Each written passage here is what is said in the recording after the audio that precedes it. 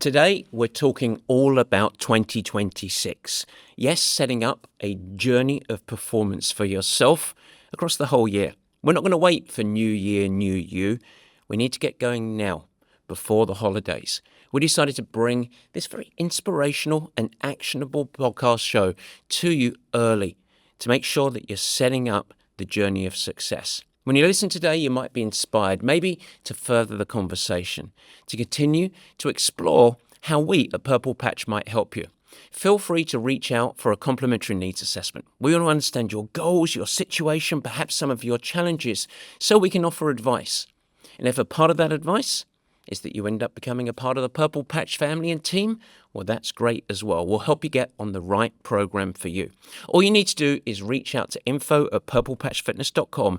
That's info@purplepatchfitness.com. It is absolutely pressure-free. It's useful. It's going to help you set your path for 2026, and you can become a part of the team if it's the right fit for you. Alrighty, happy holidays and enjoy the show. I'm Matt Dixon, and welcome to the Purple Patch Podcast. The mission of Purple Patch is to empower and educate every human being to reach their athletic potential. Through the lens of athletic potential, you reach your human potential. The purpose of this podcast is to help time-starved people everywhere integrate sport into life.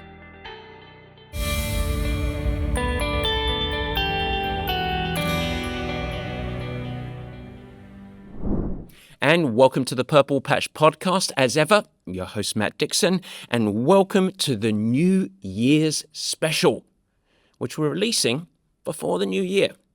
I thought we would be taking on a how to tackle a challenge in 2026, but we realized that you as listeners, you're already goal-driven. You're already chasing something for the most part. And so I thought we'd unpack instead this show, which is about helping you approach your goals, whatever they are, in a way that actually works.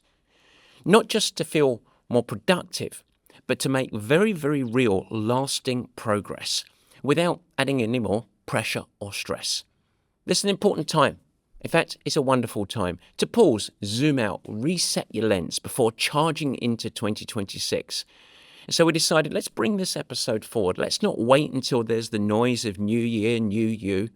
And instead, let's actually unpack some of the patterns that we're seeing with our needs assessment calls that we're doing with non-Purple Patch athletes that are either garnering advice from us or seeking some form of programming with us.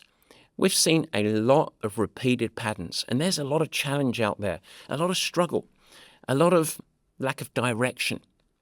We're seeing stress, overwhelm, misalignment when it comes to training, goals, and integrating them all into life. Add this to the stresses of holidays, financial stress, awareness of maybe getting older. We're going to unpack some of that today. Family, all trying to get back into the swing of things for the new year. And so we realized as a team, training shouldn't be another stressor in life. Instead, it should be fueling your energy. We don't want training to compete with your life demands. We want them to fuel your life demands. And so if you haven't mastered that perspective and strategy yet, as we're going into the holidays, goodness me, the new year and into the race season, it's probably going to be even more of a challenge.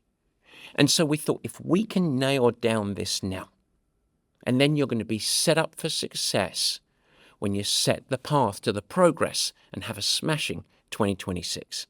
And so with that, we're going to explore challenge, goals, strategies to fuel not just a great race, but a great race in life and a great lifestyle over the course of the coming year. It's all in today's meat and potatoes.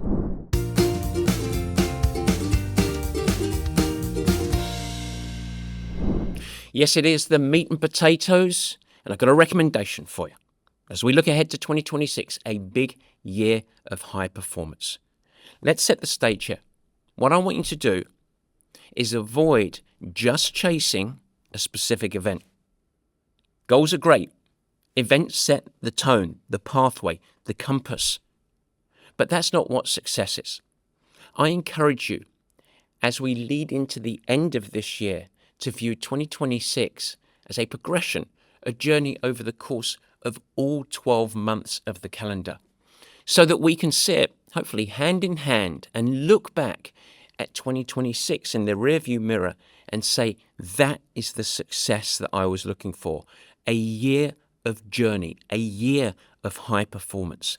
I have evolved, not just athletically, but as a human being.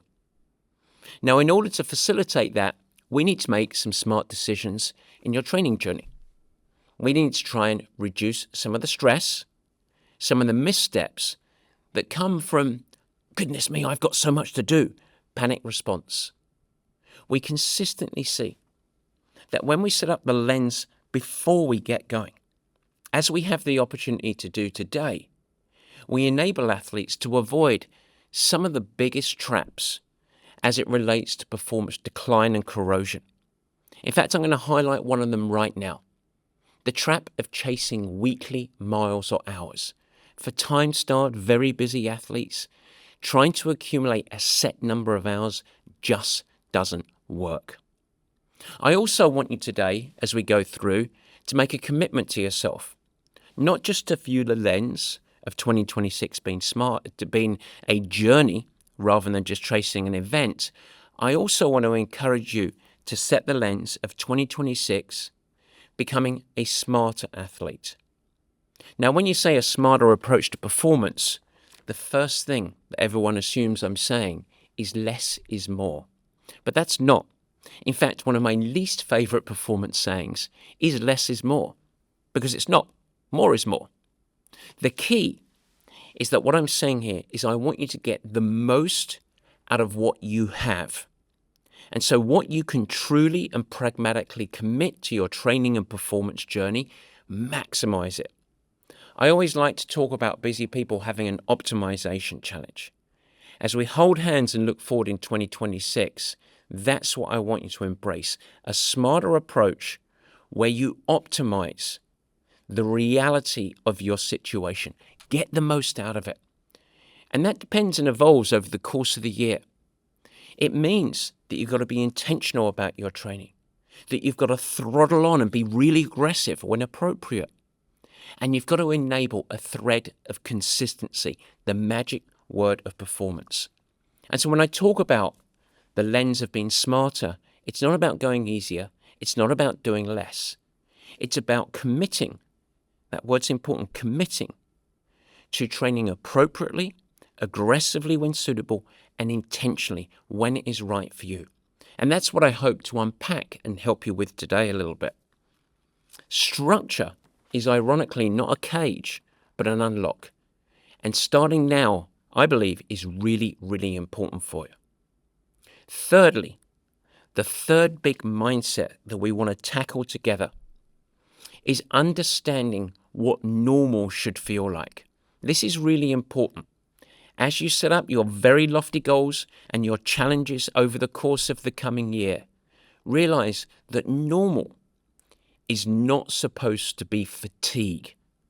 When you're actually training for something, even if it's something you've never done before, perhaps you're getting ready to do your first marathon, your first Ironman, whatever that is, it's not normal to walk around in a fog of fatigue. It's just not. In fact, you should mostly feel great. You shouldn't constantly feel wrecked. That's not a badge of commitment. It's not a badge of performance. There's something wrong. It's a signal. And so as we hold hands and look forward in 2026, I'm looking for a year of progression. I'm looking for you to train with intentionality, with an optimization mindset. And I want you to establish the tattoo on your heart of the realization that if you're constantly tired, foggy, dragging yourself through sessions, it's a warning sign. That's a sign that the path you're on is going to lead you to probably showing up very, very fit, that's true, but also fatigued. And so this is the time to lay the foundation of appropriate training, long-term lens, consistent habits and practices that fuel you're feeling really pretty good most of the time.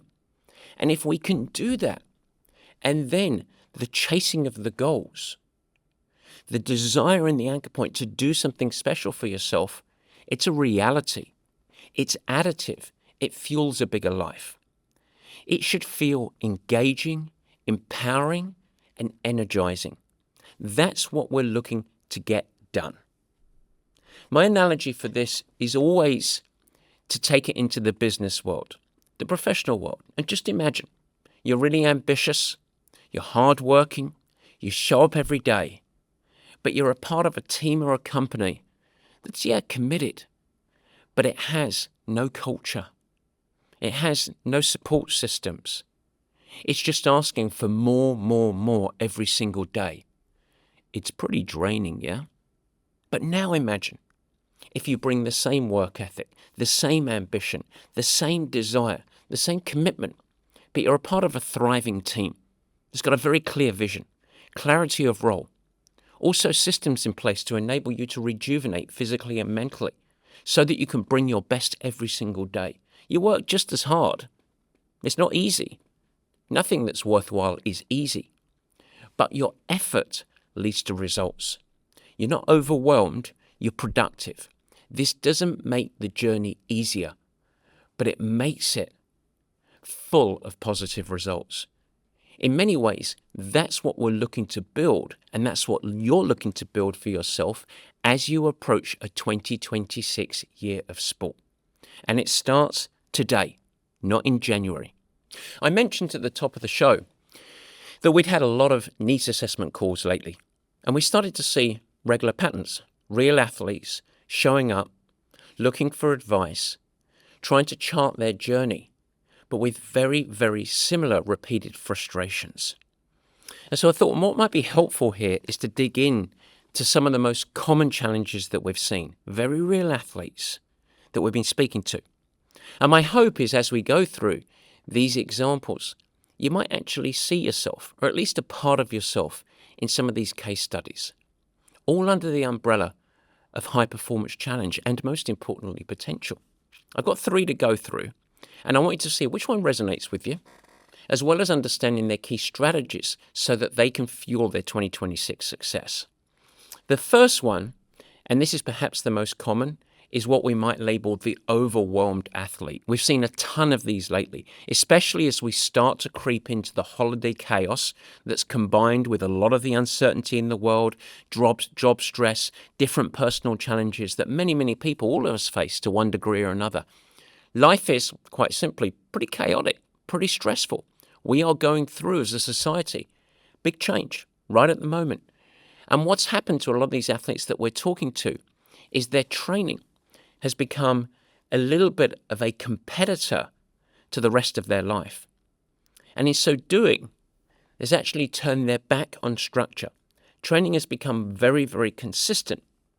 And they arrive to the call looking for help in frustration. They feel untethered in many ways.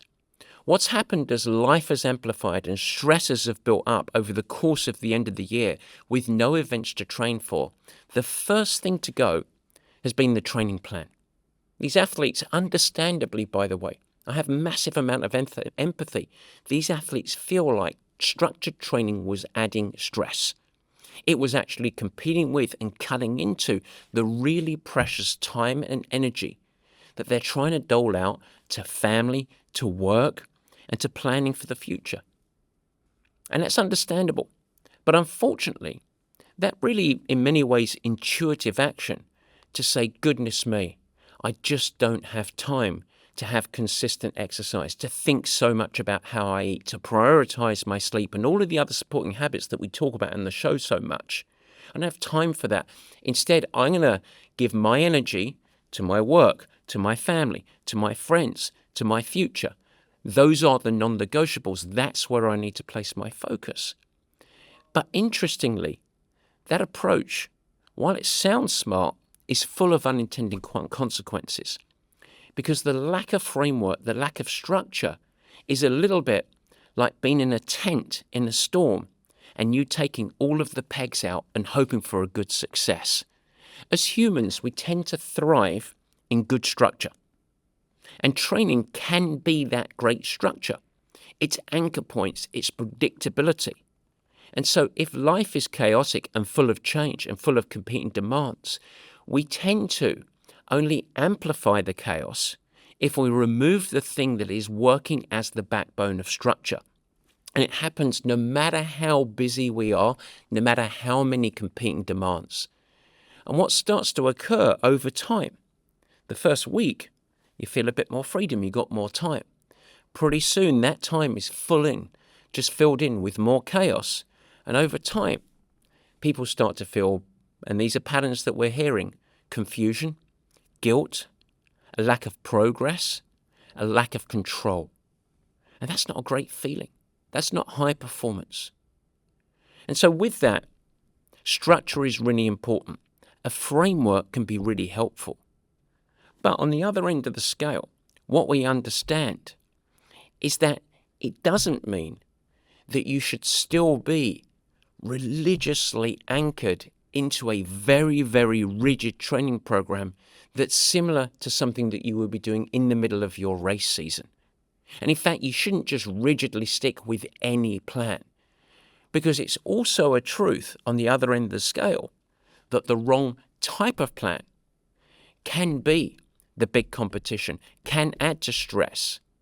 And so it is the right plan that's really important right now. And that plan needs to be fueled with the right mindset.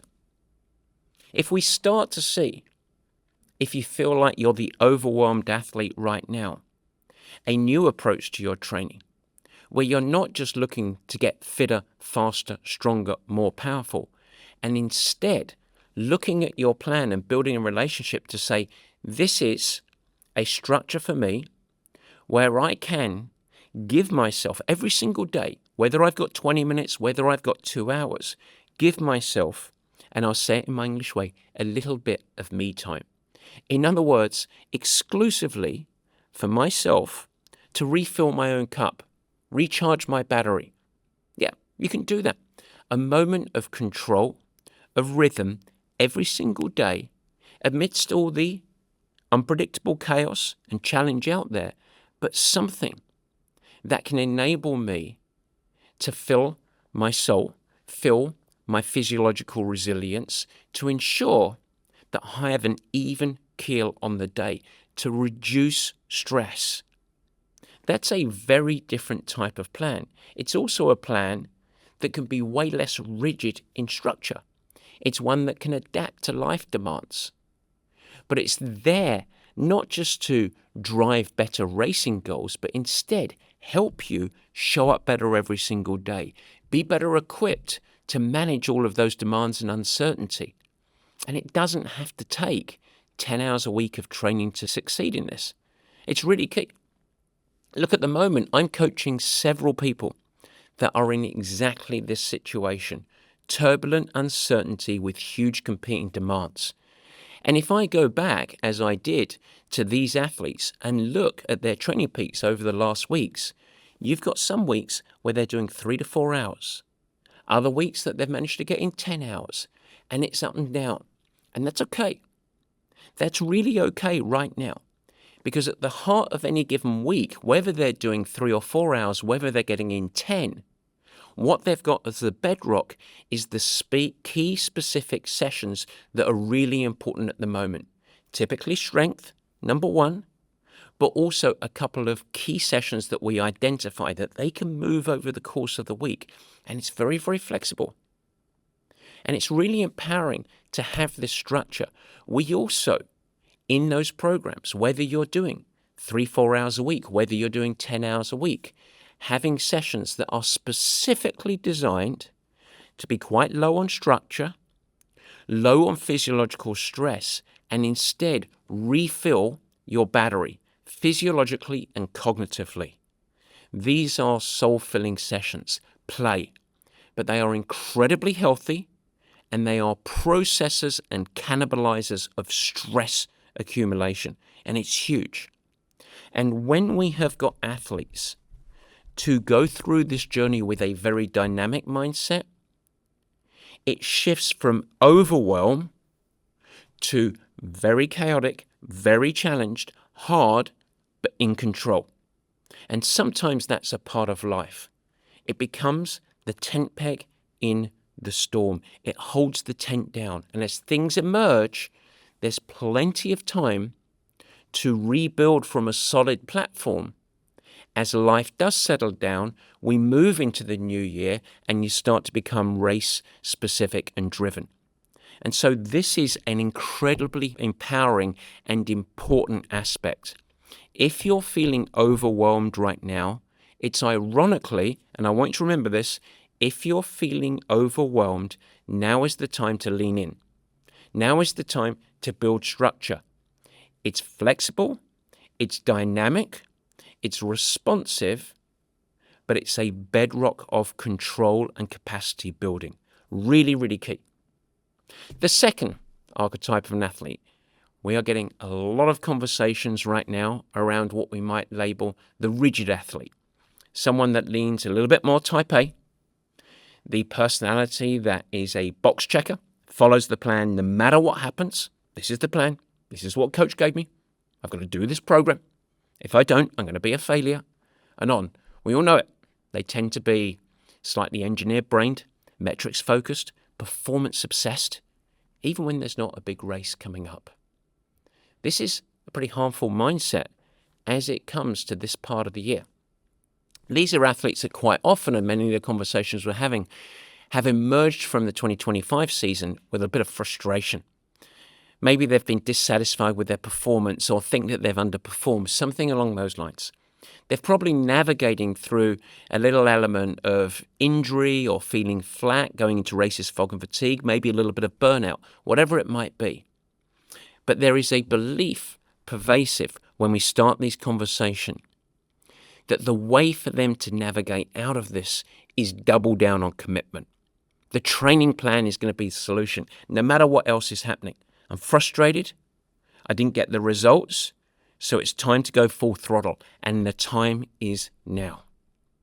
If you're an athlete that's listening that's underperformed in 2025, and you're figuring out right now where you can add more work, more volume, double down commitment, it's going to be tough, but that's not the path that I want. It's really important we build a year of progression. Remember what we started with the show. At the end of 2026, I want to be holding hands with you. Look back and say, that was an amazing year. I felt great. Yes, I performed well in races, but I'm completely evolved as an athlete. And so here's my coaching lens when you have that type of athlete and that type of story, is we want to put a hard line in the sand and say, let's set the lens and the definition of what is successful in the last couple of weeks of 2025 and probably the first couple of months of 2026. Here's the thing that can break that mold and that cycle that's really empowering. It's key. For the first 2 months of 2026, I don't want us, you and your perspective of what success is, me as a coach reviewing your journey, I don't want us to be chasing fitness gains or performance gains. That's really weird. It's destabilizing to hear that. I don't really want you to think about getting fitter. I don't really care if you get any faster. We're not looking for validation of performance progression. It's really destabilizing, but it's important. And I understand the counterintuitive part of that. Here's the conversation. I want you to imagine this, me having a conversation. This is what I might say. Look, what we're looking to do here, and we're looking to first build a foundation of strength. I want you to be really, really robust and resilient. We're also going to develop in your running tissue resilience. And the way we're going to achieve that is a lot of your running is actually going to be pretty easy, conversational. And we're looking to improve the integrity of your muscles, tendons, and ligaments. And this is really liberating because you don't have to really track your heart rate, your zones, your pacing. You can go and run in a conversational effort almost every day, frequently. And we're just going to inject a little bit of speed, not that hard, but just to activate the brain and muscles, and sometimes a little bit of an endurance run just to fill your soul. Remind yourself of who you're at. On the bike, We're going to hit some short, high intensity.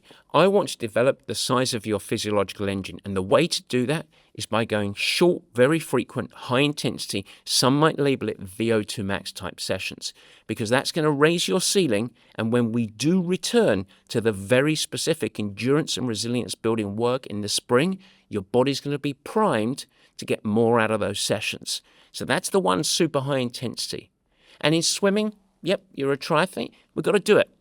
Let's focus on technique. Let's do lots of short intervals. Let's make sure that we show up to March feeling really fresh, but we've got a good solid background of swimming. And it doesn't need to be that many hours. And that means that a ton of your training is going to be pretty easy. It's going to be really fun, because in nearly all of those sessions, we're not looking for specific outcomes as it relates to power, as it relates to pace, as it relates to heart rate.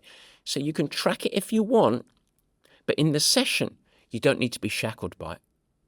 And it becomes a really empowering component. The athletes that can take this on, when they're not actually looking for validation, looking for progression, looking for fitness and speed. We're not trying to get you faster. We don't care about FTP progression. We don't want you to be race ready in March. What we're doing here is preparing your body so that it can train incredibly well and soak up your hard effort that's coming like a sponge. That's what we're doing. It's preparatory. Vroom. It changes the lens. We shift from metrics to feeling, from analysis to consistency, from shackles to freedom. And it can dilute. It can really dilute the obsession. And over the course of 2 months, knowing that you're having to, as a coach, going to have to tug them back, remind them, course correct them, make sure they come back. It's not going to be perfect. That athlete can emerge very, very resilient, fresh, and with a new lens on training.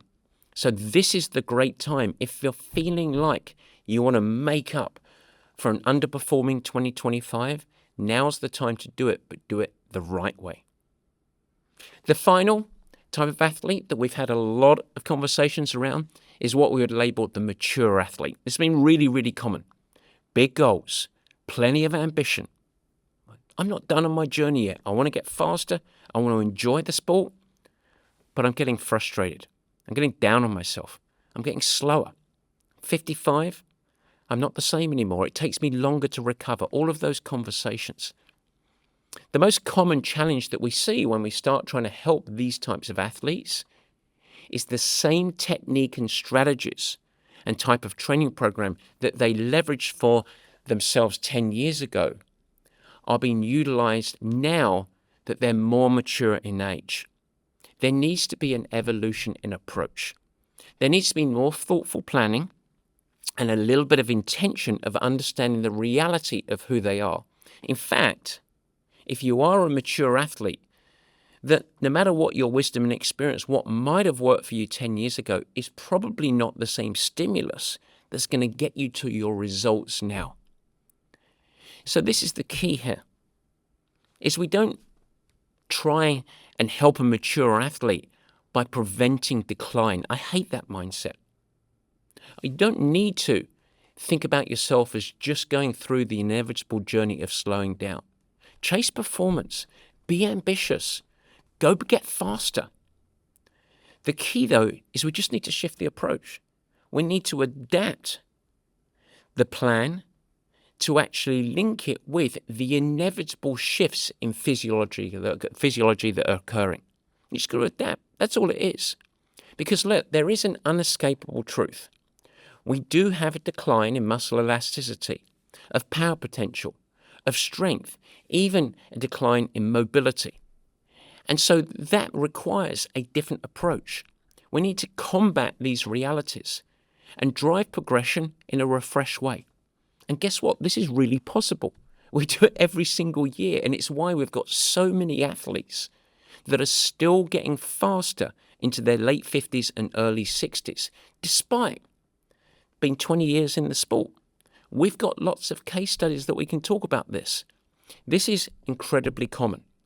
When we have these conversations, it's typically the same type of athlete. They're either self-coached, and so they lack, understandably, the perspective and the big vision of, hang on, I know what works for me. At least I know what did work for me, but it's different now. So quite often a shift in perspective and a shift in coaching can really, really help that. Or they're in a coaching relationship that's just stale, where they've rinsed and repeated the same program, and suddenly it's starting to not have the same impact.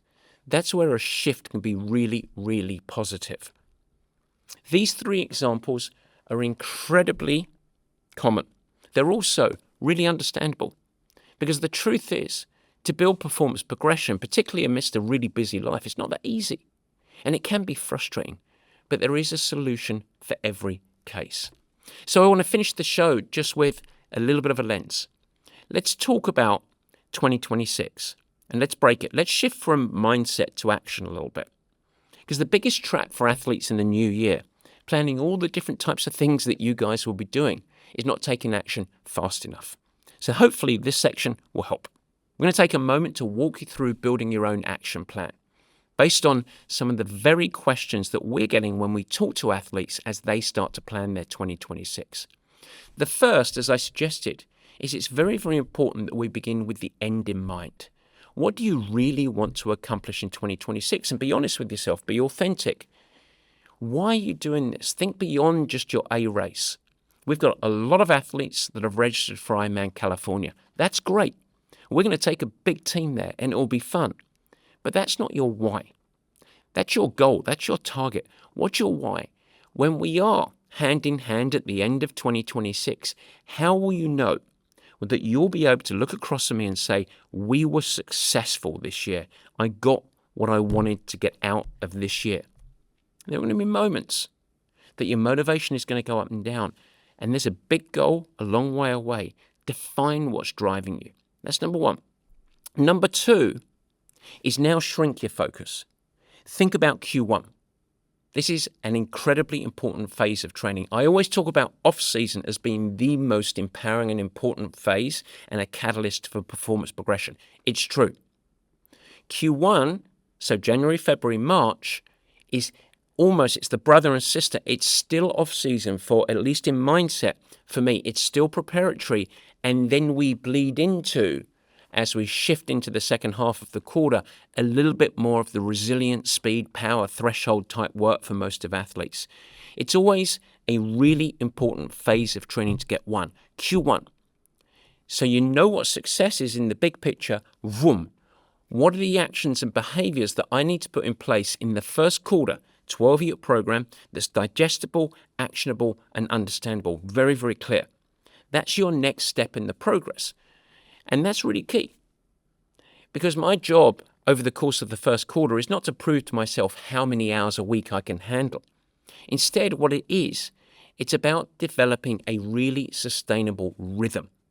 A foundation, not a foundation in the classic sense of the word, but a foundation of good strength, good consistency, and really, really good habits. I like to think about this, as I mentioned earlier in the year, of building everyday readiness. Over the course of Q1, one of your barometers of success is most days I felt pretty good. If you've done that, then your training is consistent and your training is under rhythm. So I want to repeat that because it's important. In Q1, it's not about how many hours you can accumulate and hit, maximizing and squeezing the sponge on that, but can you build training consistency and rhythm where most days you feel pretty good? By definition, you are likely following a smart training program. You are supporting it with good habits. You are fueling fitness preparation and fitness development without it being overwhelming. Okay, so we don't need to start the new year by chasing a goal, by hammering down. We want to lay the foundation of consistency. And you know what's going to happen without you realizing it? The fitness will sneak up on you. And that's the power. You don't want to feel the changes in fitness too rapidly. That's a cause of burnout later in the year and huge injury risk. And so you want fitness to build in a sneaky way. That's the way to think about it. So what does that look like? Number one, for every athlete, strength remains the bullseye. at least 2 sessions a week. Every athlete, whether you're a professional, whether you're a newcomer, build around strength. That's the bullseye in Q1, every single athlete. Number 2, really consistent training. A lot of it, relatively easy. Number 3, if you're a triathlete, hit the high intensity at least once a week. Really, really high power, short. And in the swimming, maintain technical development and a ton of short interval fast focus. That's a good catalyst where you take no bad swim strokes. It's a very simple program, but that's a really key action to take. And if you do that, no matter whether you're doing a consistent 6 hours a week, a consistent 10 hours a week, a consistent 20 hours a week, you have room to grow at the end of Q1, more hours to add, and you've got the ability to dial up the load and your body welcome it like a sponge. I'm ready for the higher intensity, the tougher sessions, the greater volume. That's what Q1 is about, laying the foundation of readiness for that. So I've got 2 things so far. Set the vision of success, dial in Q1. The third is to decide on a few key actionable tasks to get you started. I would recommend not starting till January 1st. Inspiration isn't going to strike more on January 1st just because it's a shift of calendar and a new year at the end than it is right now. So if anything, starting to infuse structure now is going to help you navigate and ensure that you're not starting feeling like you're in a hole January 1st. So these next 2 to 3 weeks, it's a great time to lean in. And I would recommend just choosing one habit, one single habit, at the most 2, that you say, I'm going to start now. And that could be as simple as, I'm going to eat more than 100 grams of protein every day. Breakfast, lunch, dinner, and another snack. 30, 30, 30, 30. There you go, 120 grams. Or I'm going to make sure that I'm consuming at least 3 liters of water every day. It's a foundational habit to help with my energy, my brain power, and my immune system. Help me get through those dark winter nights and, of course, the holiday celebrations. Maybe it's looking to do a really consistent bedtime, the number 1 predictor of good sleep, performance, and quality. Whatever the habit is, pick it, dial it in, commit to it, and start now. Because the bedrock of habits are the things that are going to fuel the effectiveness of your training. So don't wait till the new year and go, oh my goodness me, that was 3 weeks of torture. It was fun, but I'm in a hole. I better get going. Instead, build 1 or 2 actionable practices and then dial it in from there. And the final element I would recommend that you start now is one thing that is consistently proven to be the biggest unlock of control, capacity, and effectiveness. The Sunday Special. A reflective process where you start at the end of every single week, the start of the new week, to look back. What went really well this week? Professionally, personally, athletically. What are the things that did well? I need to celebrate my successes. What are the areas that didn't go so well? What did I not get accomplished? And with those lessons, what is my mission for the week ahead? And start to unlock and calendar all of the aspects that are important to you. Your habits and training, your personal commitments, whether it's with family, friends, social, and of course your professional work that you're doing as you hit the end of the year. Start it now. Ensure that training and habits don't compete with life, but are integrated with life. It's a ruthless prioritization exercise. It's a sense of control when things are chaotic right now, and it's a catalyst for effectiveness. And burning that habit into practice over 3 weeks means it's going to be intuitive and a part of your life as you hit 2026. If you're not doing it right now, don't wait till January, okay? The final thing I'll say is if you are there, listening, frustrated, unsure, make a change. It's a great time. Don't wait for things to break. Make a change now. As a listener, because we tend to have pretty smart people, you might have heard of the beta paradox, or, to be all American on you, the beta paradox. Yes, Dr. Daniel Gilbert. This paradox is really interesting. People tend to stay in, quote, good enough situations longer than they should because things aren't bad enough. So kind of suffering in mediocrity is the way that I would say it. It's actually a psychological concept, and it suggests that people are happy enough with good enough. Suboptimal situations, what he labels the beta region. And they stay much, much longer than if things were truly terrible, because mildly bad, mediocre situations lack urgency. And so they don't prompt change. So paradoxically, things have to get a whole heck of a lot worse, more painful, more intolerable, maybe injury, fatigue, whatever it is, to actually trigger the motivation to seriously drive towards improvement. Don't fall for the beta paradox. If you're in a situation, whether you're self-coached, whether you're in a sterile coaching relationship, make the shift now. Lean into it. Think about it. How many people do you know are comfortable in complacency? How many times do you see someone and you think, if they just changed, they could be a whole lot of a heck happier or better or on the other side, but instead they wait. That's the beta paradox. Don't wait. Make a change for yourself. And don't push it off till the new year. We want you to thrive.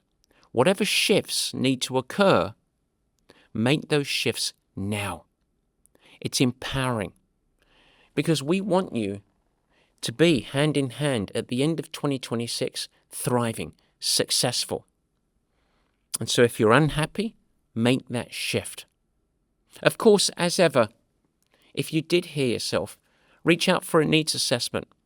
The worst that can come with this very low pressure conversation, we're not going to be selling you anything here, but we do want to help. It is the time for the holidays, so feel free to reach out. You'll chat to one of our coaches, we'll listen to your challenges, we'll provide some perspectives and maybe a little bit of a roadmap. And if, and only if, it feels like partnership is the right path, we'll help you get on the right program. But the least you can expect is clarity and a sounding board. That's what we want to offer. info@purplepatchfitness.com. New year, new you? No. We're going to build a year of performance, and it's going to start before the new year. It's going to start right now. Alrighty, we're taking a break for a couple of weeks from the podcast. We're going to have a nice holiday break. I want to give Barry, of course, a little bit of a break and restoration time with his friends and family. He's going to probably be drinking too much. That's all right. We'll be back in the new year with some great conversations. We've got a few fantastic interviews coming up with Purple Patch athletes, squad and individually coached. We've got Brad Stolberg coming onto the show. Many of you guys will know him, and we've got many other conversations aside. And so I wish you happy holidays, best of luck. Feel free to reach out. We're here by your side. Take care. Guys, thanks so much for joining, and thank you for listening. I hope that you enjoyed the new format.